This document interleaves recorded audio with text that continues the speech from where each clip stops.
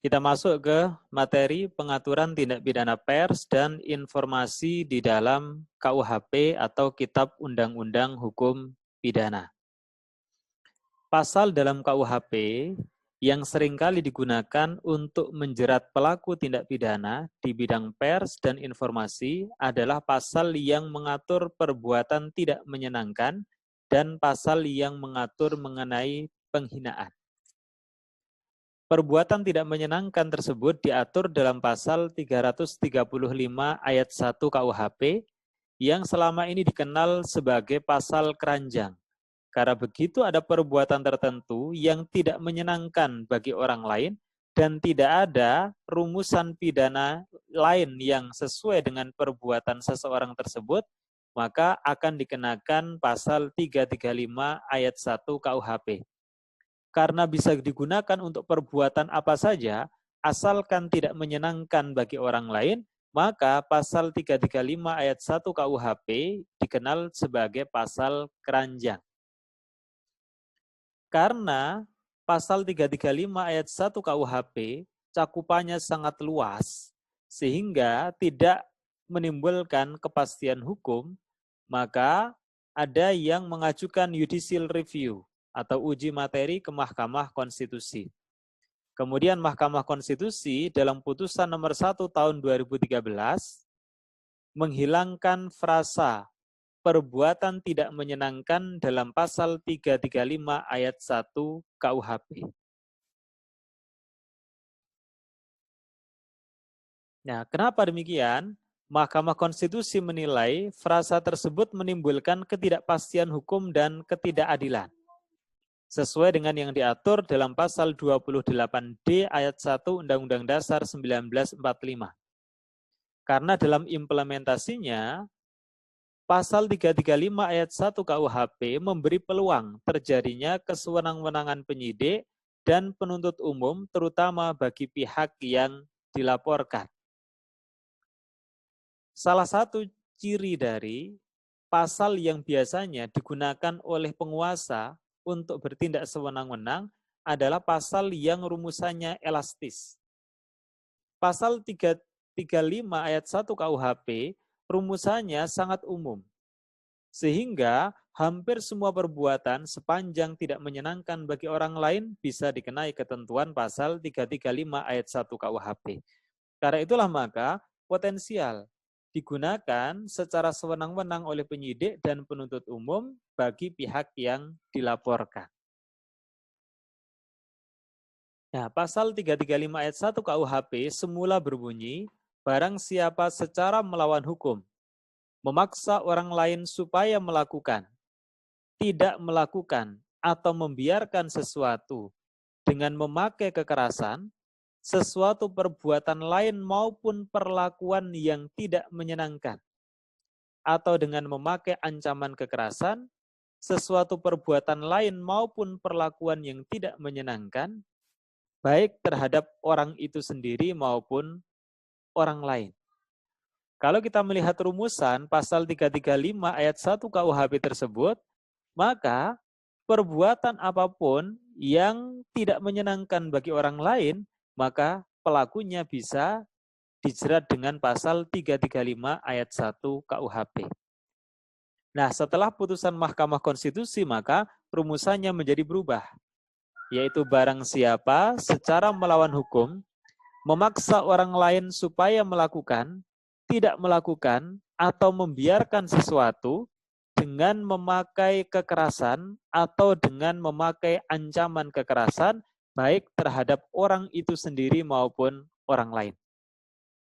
Jadi, setelah putusan MK, orang yang memaksa orang lain untuk melakukan sesuatu, atau memaksa orang lain untuk tidak melakukan sesuatu, atau memaksa membiarkan sesuatu,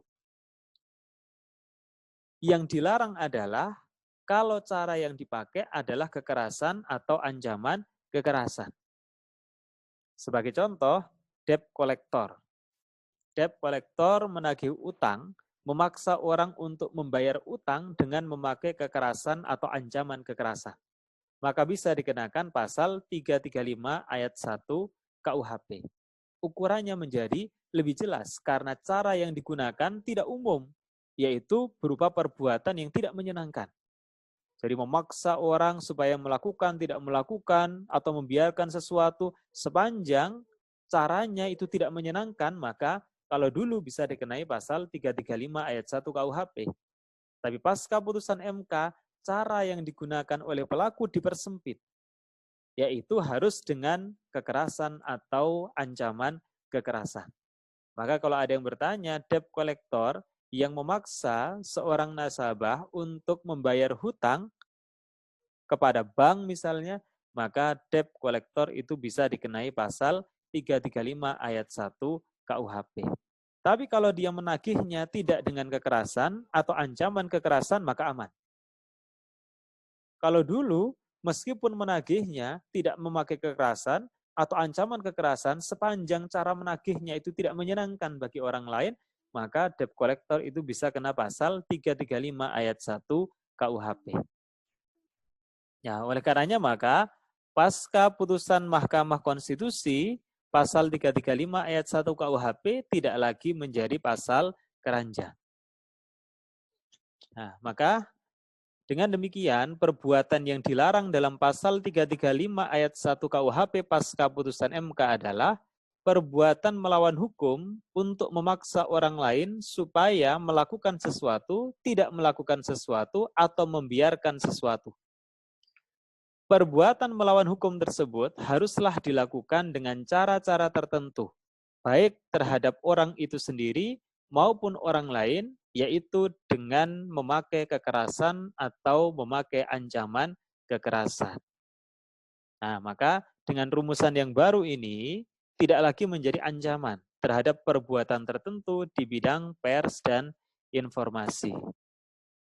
Karena terkadang ada kritik terhadap penguasa agar penguasa melakukan suatu perbuatan tertentu, dianggapnya kalau itu tidak menyenangkan bisa kena pasal 335 ayat 1 KUHP. Tapi kalau memaksanya dengan kekerasan atau ancaman kekerasan baru bisa kena pasal 335 ayat 1 KUHP. Nah, dulu memang pasal 335 ayat 1 KUHP itu menjadi ancaman terhadap perbuatan tertentu di bidang pers dan informasi.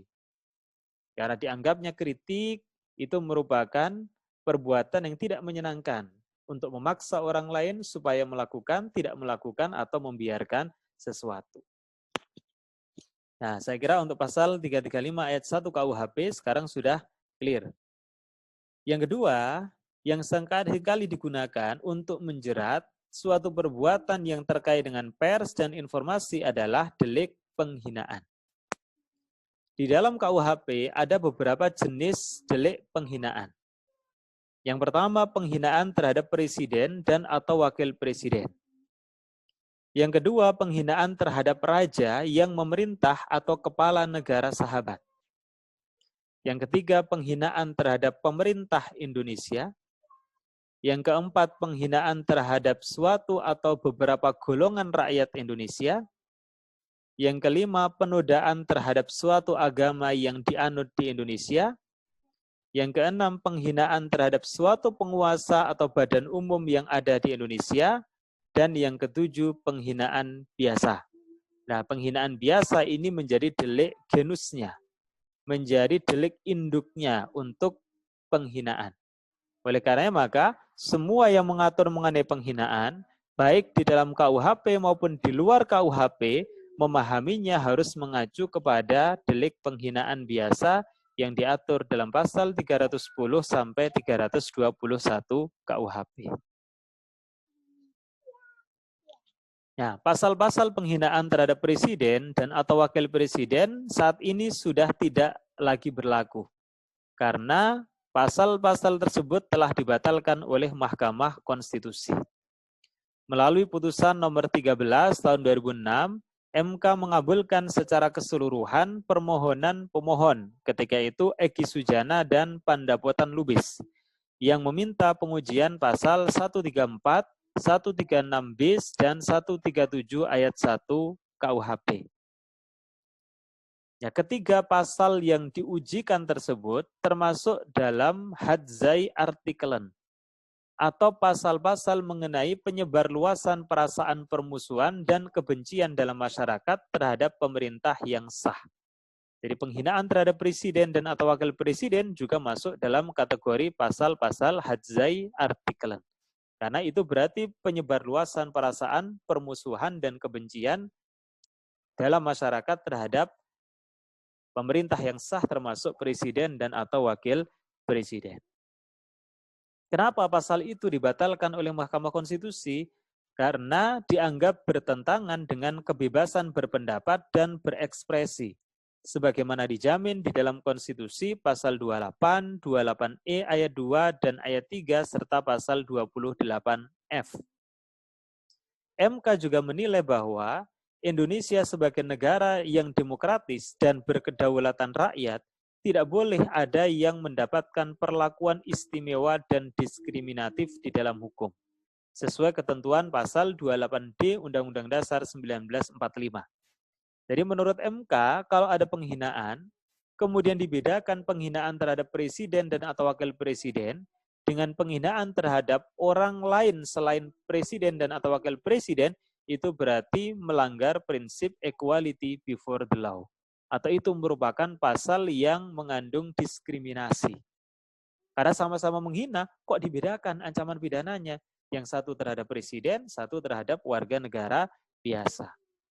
Nah, ketika itu Egy Sujana melakukan orasi di depan gedung KPK yang menyinggung keluarga SBY telah menerima sesuatu dari pengusaha Haritanu Sudibyo.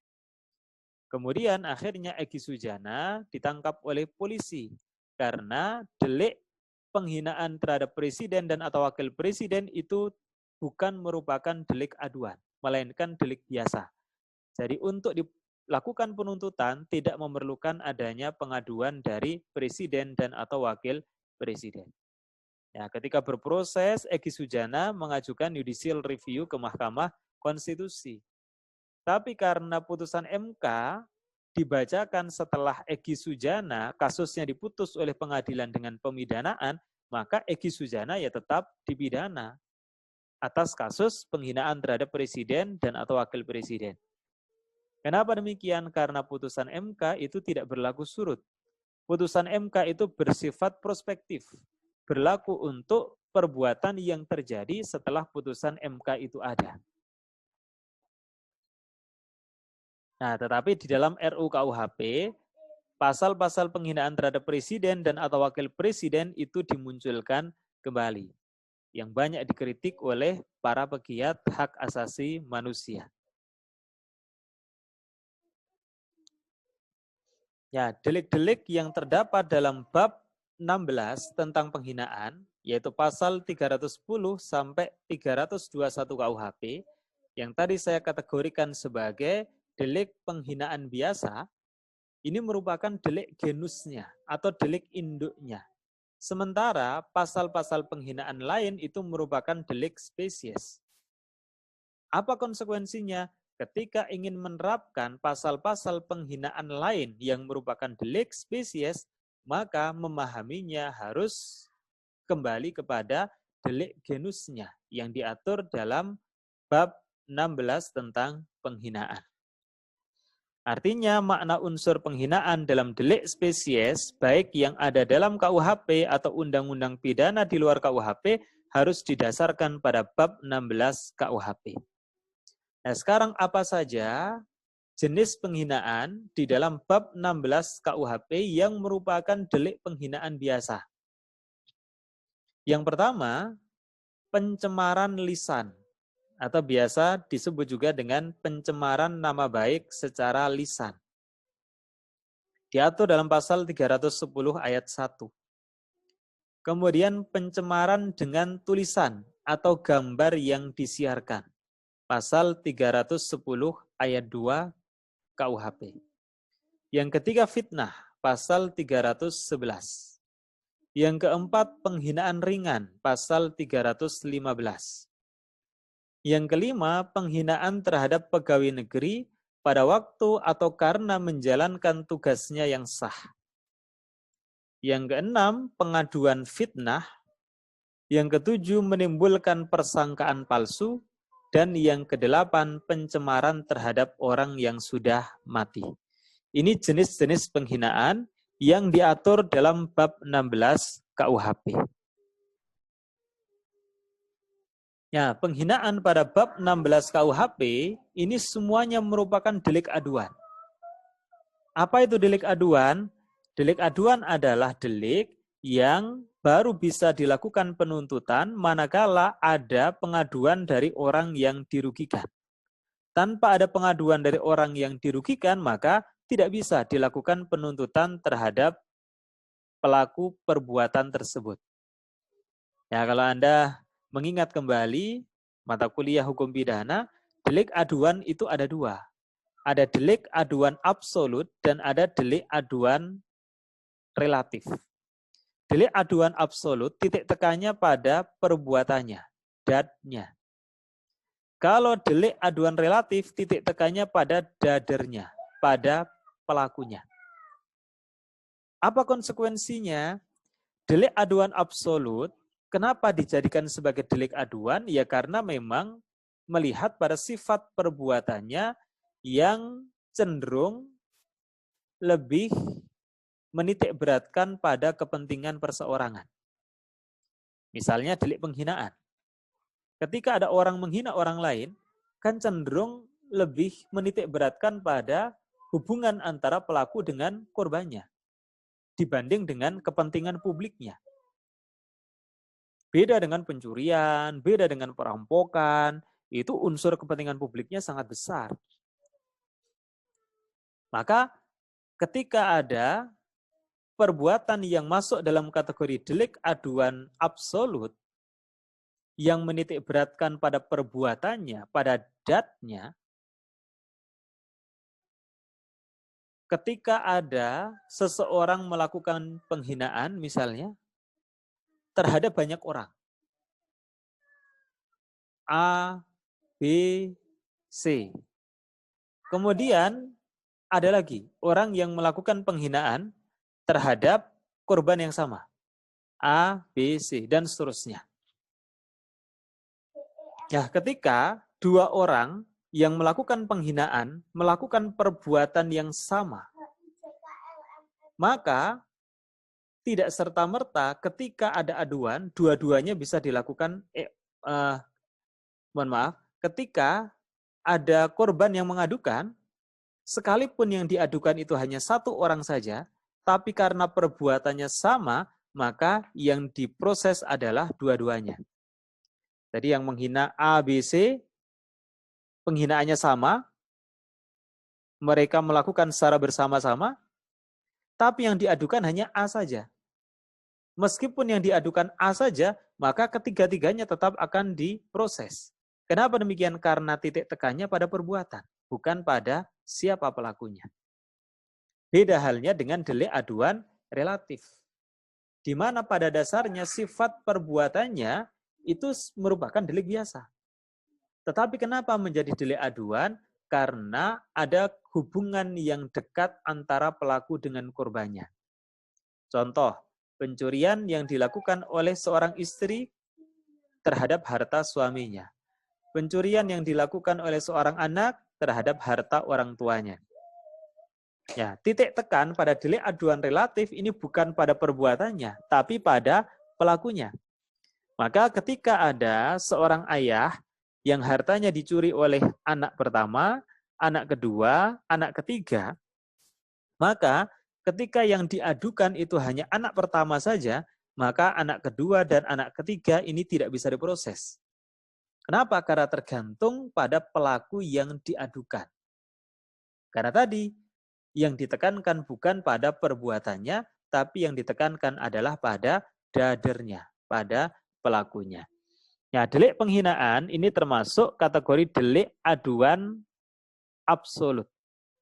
Tapi penghinaan yang diatur dalam bab 16 KUHP.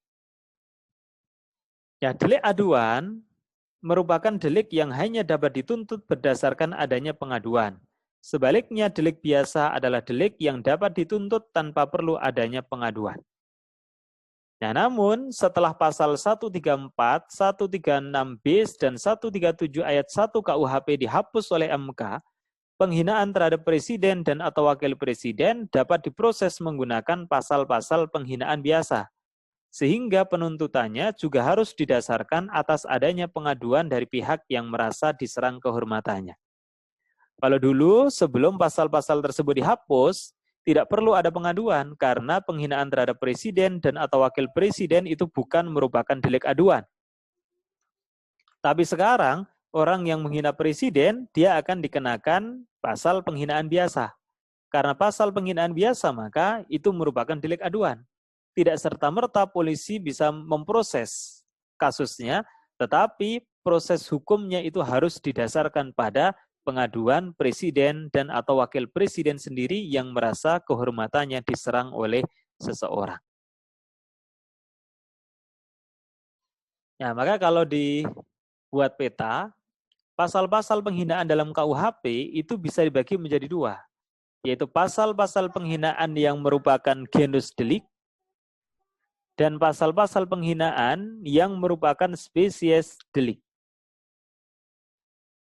Nah, pasal-pasal penghinaan yang merupakan genus delik atau delik induk adalah yang diatur dalam bab 16 tentang penghinaan dari pasal 310 sampai 321 KUHP.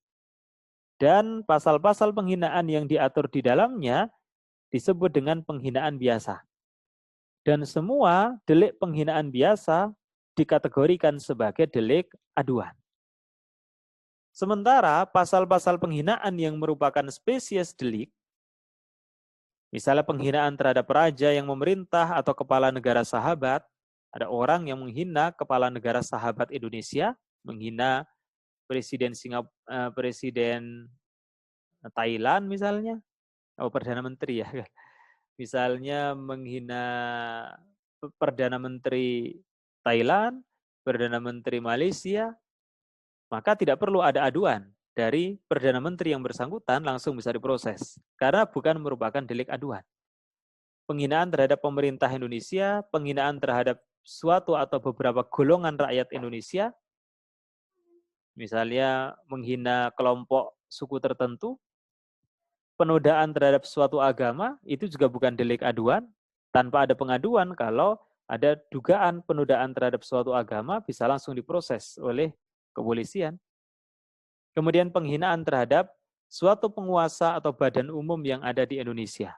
Nah, semua delik-delik penghinaan yang merupakan spesies delik ini masuk dikategorikan sebagai delik biasa, sehingga tidak mensyaratkan adanya pengaduan dari pihak tertentu yang merasa nama baiknya dirugikan. Sekarang kita bahas yang pertama, delik penghinaan yang diatur dalam pasal 310 ayat 1. Ini delik penghinaan yang merupakan inti. Dari pasal 310, 311 itu merupakan inti dari delik penghinaan. Apa unsur-unsur pasal 310 ayat 1? Barang siapa dengan sengaja menyerang kehormatan atau nama baik seseorang dengan menuduhkan sesuatu perbuatan tertentu dengan maksud terang supaya hal itu diketahui umum. Ini saya berikan petik yang perbuatan tertentu karena ada perbedaan penerjemahan. Nanti saya akan sampaikan. Nah, sekarang kita urai satu persatu. Barang siapa tidak perlu saya jelaskan. Masuk ke unsur berikutnya, dengan sengaja. Jadi dalam delik penghinaan pasal 310 ayat 1, perbuatan harus dilakukan dengan sikap batin sengaja atau dolus. Sengaja di sini berarti pelaku benar-benar menghendaki untuk menyerang kehormatan atau nama baik seseorang. Atau paling tidak, dia sadar atau tahu bahwa perbuatannya dapat menyerang kehormatan atau nama baik orang lain. Jadi kalau murni karena kelalaian, tidak ada kesengajaan sama sekali untuk menyerang kehormatan atau nama baik seseorang, tetapi orang itu tersinggung, maka berarti tidak masuk dalam kategori penghinaan. Kenapa? Karena dalam delik penghinaan pasal 310 ayat 1 disyaratkan pelakunya benar-benar sengaja untuk menyerang kehormatan atau nama baik seseorang. Ya, unsur dengan sengaja ini di dalam rancangan KUHP dihapuskan. Sehingga penghinaan itu tidak harus dilakukan dengan sengaja.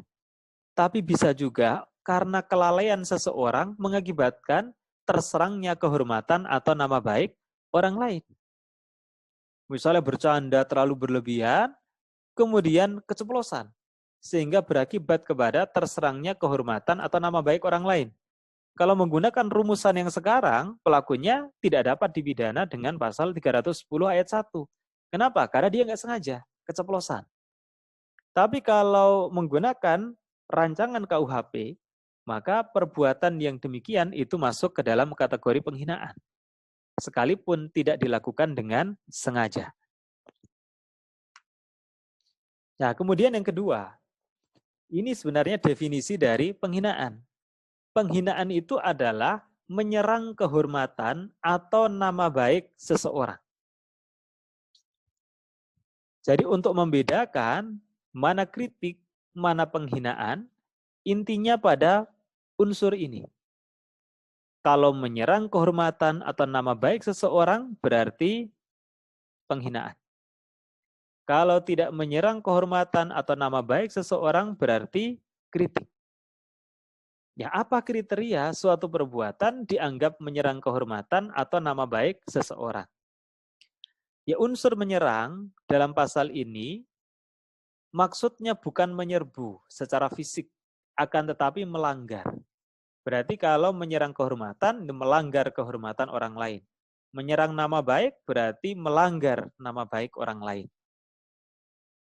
Ya, baik kehormatan maupun nama baik ada persamaannya. Tetapi tentunya pasti ada perbedaannya. Karena kalau tidak ada perbedaan, pembentuk undang-undang akan memilih satu istilah saja, kehormatan atau nama baik. Tapi karena digunakan dua istilah, berarti ada perbedaan antara dua istilah itu.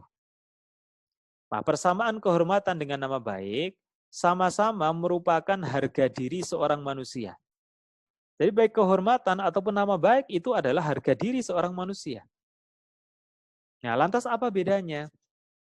Kalau kehormatan atau dalam bahasa Belanda disebut dengan eer, adalah rasa kehormatan dalam pergaulan hidup manusia yang baik atau beradab.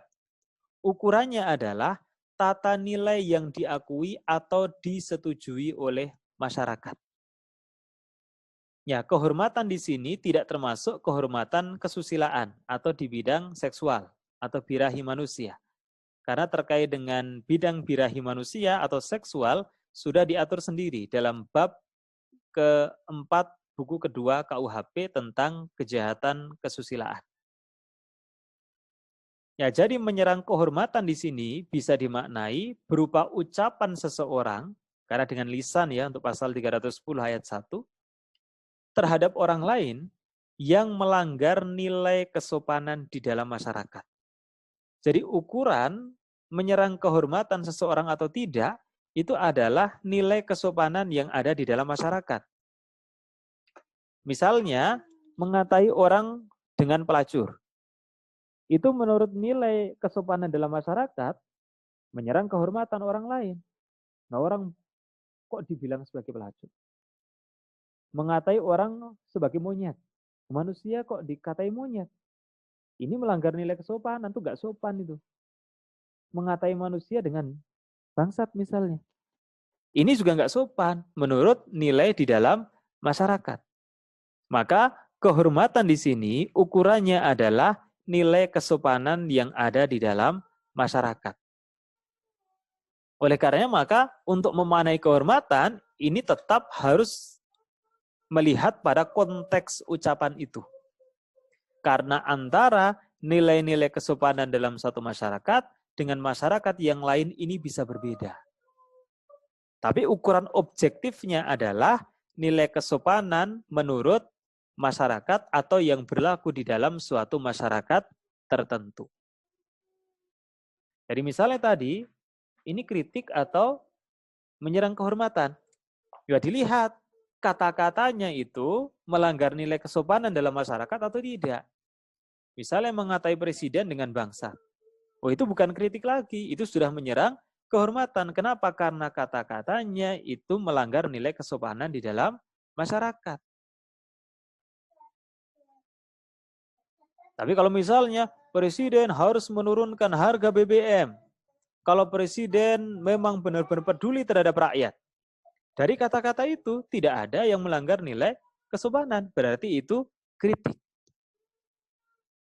Nah sekarang apa itu nama baik?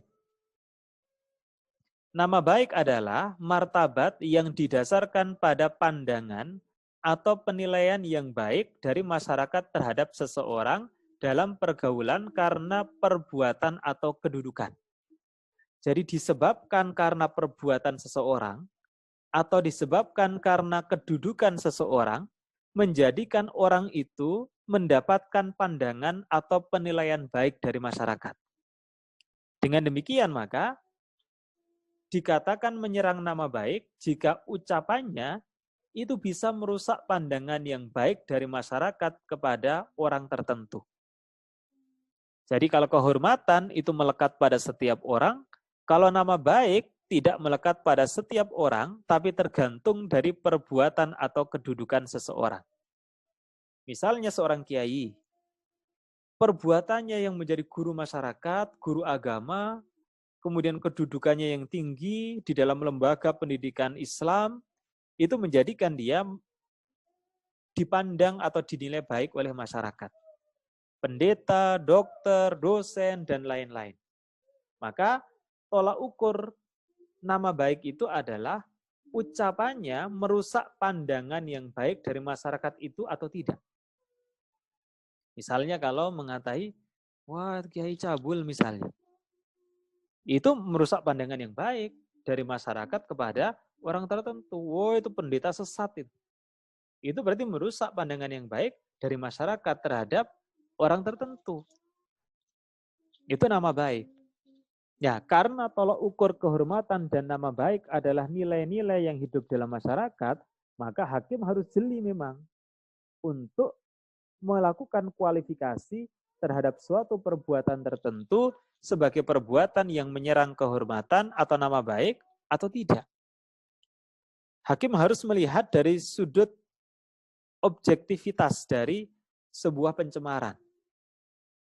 Karena ukurannya adalah ukuran publik. Ukurannya adalah ukuran nilai-nilai yang hidup di dalam masyarakat. Jadi hakim harus melihat itu secara objektif, sesuai dengan pandangan yang hidup di dalam masyarakat. Ya, kemudian unsur yang berikutnya. Nah, tidak semua perbuatan menyerang kehormatan atau nama baik seseorang itu dikategorikan sebagai penghinaan pasal 310 ayat 1. Karena harus dilihat, menyerang kehormatan atau nama baik itu dengan tuduhan seperti apa. Ya, dalam Wetboek van Strafrecht atau VSNI yang kemudian menjadi KUHP, rumusan sebenarnya yang digunakan adalah kata bepaalde feit. Yang artinya secara letterlek adalah menuduhkan suatu perbuatan tertentu. Feit itu kan perbuatan. Strafbar feit itu perbuatan pidana. Sehingga hal yang dituduhkan haruslah berupa perbuatan tertentu. Bisa juga hal tertentu yang menunjukkan subjek, tetapi secara eksplisit juga menunjukkan suatu perbuatan tertentu. Jadi intinya menyerang kehormatan atau nama baik orang lain itu dengan cara menuduhkan suatu perbuatan tertentu. Misalnya apa? Menuduhkan orang sebagai pelacur. Sekalipun tidak menyebut perbuatan, tetapi menyebut subjek yang secara eksplisit menunjukkan suatu perbuatan, yaitu orang yang suka melacurkan diri. maling misalnya. Yang disebut subjek, tapi secara eksplisit juga menunjukkan suatu perbuatan yang berarti orang yang mencuri. Ya, oleh karenanya maka sesuatu perbuatan yang dituduhkan harus ditujukan kepada orang tertentu. Tidak boleh orang pada umumnya. Karena penghinaan ini bersifat pribadi. Karena bersifat pribadi itulah maka dijadikan sebagai delik aduan. Makanya dulu ada kontroversi terkait dengan penerapan pasal 27 ayat 3 Undang-Undang ITE terhadap Florence Sihombing. Karena pasal 27 ayat 3 itu sebenarnya adalah pasal 310 atau 310 KUHP yang perbuatannya dilakukan menggunakan sarana online. Florence Sihombing itu mengatakan Jogja bangsa dan seterusnya. Yang disebut itu Jogja. Jadi subjeknya tidak jelas. Maka menurut saya nggak bisa Florence Sihombing itu dikenai ketentuan pasal 27 ayat 3. Kenapa? Karena yang dituduhkan itu subjeknya tidak jelas. Jogja. Nah, kalau yang dituju itu adalah komunitas, nah lebih pas itu. Dikenakan kepada Florence Sihombing, dan itu bukan merupakan delik aduan kalau yang dituju adalah suatu kelompok atau golongan tertentu. Tapi kalau delik biasa, maka karena merupakan delik aduan, subjek yang dituju itu haruslah tertentu. Jelas siapa orangnya.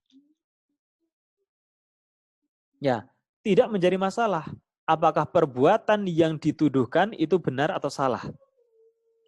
Kalau benar tidaknya tuduhan dipermasalahkan, maka pemeriksaan perkaranya akan beralih tidak lagi pada pasal 310 KUHP, tapi akan berubah menjadi pasal fitnah 311 KUHP. Jadi yang dimaksud dengan tuduhan itu bukan fitnah loh ya. Tuduhan itu mengatai seseorang melakukan suatu perbuatan tertentu. Nah, tetapi ada catatan.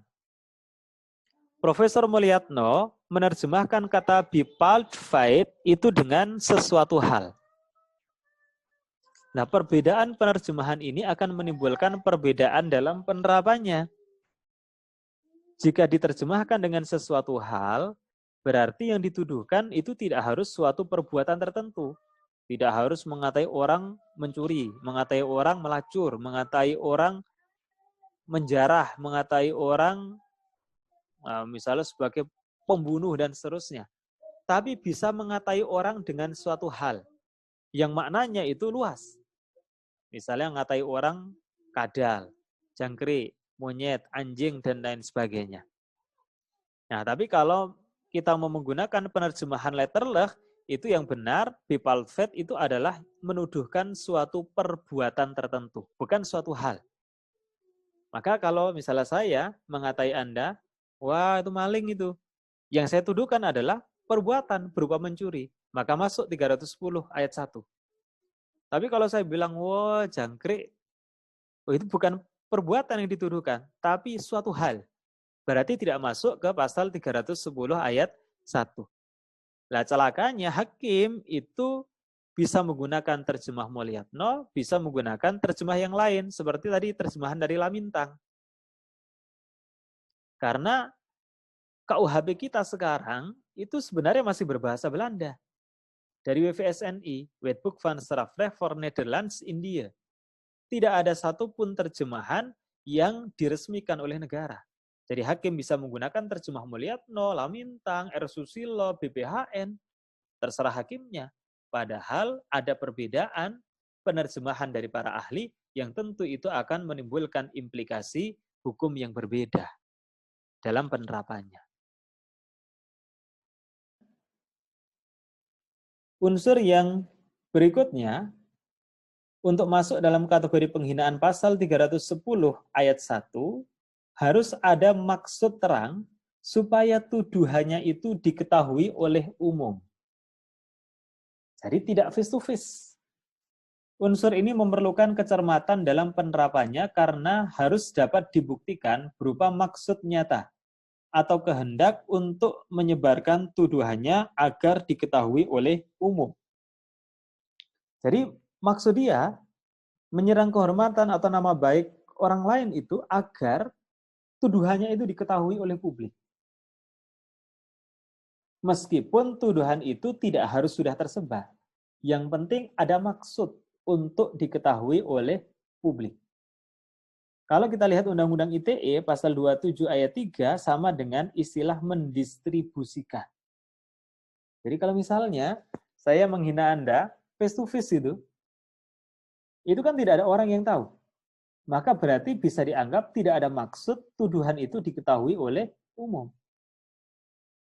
Tapi kalau saya ngomongnya keras, sementara di situ ada kerumunan massa, bisa dianggap berarti dia punya maksud bahwa tuduhannya itu diarahkan agar diketahui oleh umum. Nah, ini terkait dengan pasal penghinaan